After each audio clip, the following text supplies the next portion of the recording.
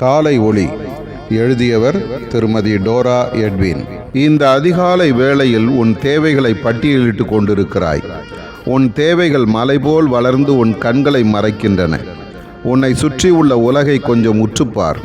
கொடிய HIV, புற்றுநோய் போன்ற தீரா வியாதிகள் உள்ளவர்களையும், பாவம் மன்னிக்கப்படாததினால் மனசாட்சியில் குத்துண்டவர்களாய் மரணத்தோடு போராடி கொண்டிருக்கிறவர்களையும், வாழ்க்கையின் பாரம் தாங்க முடியாமல் மனநல மருத்துவமனையில் விலங்கிடப்பட்டு அடைக்கப்பட்டிருக்கிறவர்களையும், கொலை, கொள்ளை, பயங்கரவாதங்களில் ஈடுபட்டு சிறையில் அடைக்கப்பட்டிருக்கிறவர்களையும், கோபம், கசப்பு, விரோதம் இவற்றை மேற்கொள்ள முடியாமல் பழிவாங்கும் எண்ணத்துடன் வாழ்ந்து கொண்டிருப்பவர்களையும், என் சத்திய வேதத்தை கையில் வைத்து கொண்டு அதன் கொள்கைகளை மறுதலித்து வாழுபவர்களையும், வழி தப்பி நடக்கிறவர்களையும், அறியாமை என்னும் அந்தகார சங்கிலிகளினாலே கட்டப்பட்டு விக்கிரகாராதனை, விபச்சாரம் இவற்றிற்கு அடிமைப்பட்டு கிடக்கிற எண்ணி முடியாத ஆத்துமாக்களையும், என் விடுதலையின் சுவிசேஷத்தை ஒருமுறை கூட கேட்டிராதவர்களையும், கண்ணீரே உணவாக கொடுமைக்குள் வாழ்ந்து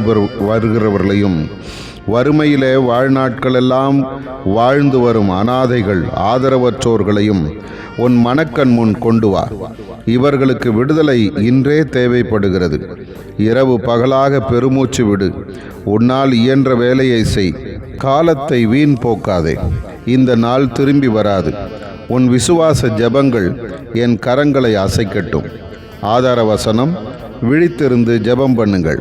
மார்க்கு 13:33.